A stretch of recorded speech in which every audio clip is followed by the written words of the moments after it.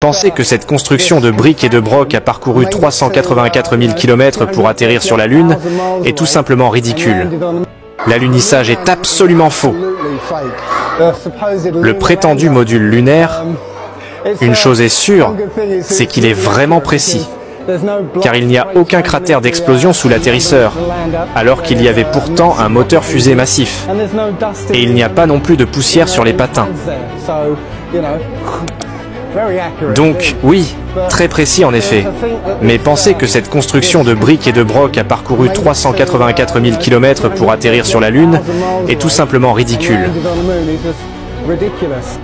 Quelqu'un peut-il m'expliquer comment une fermeture éclair retient le vide spatial?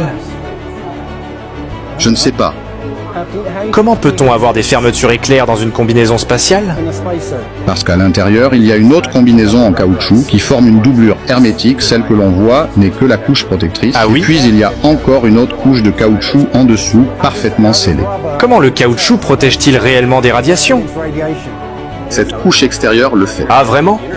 Le tissu?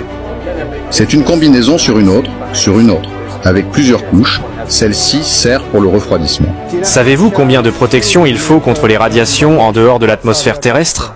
Oh, je ne sais pas exactement, mais c'est pas du plomb. Il vous faut un blindage en plomb.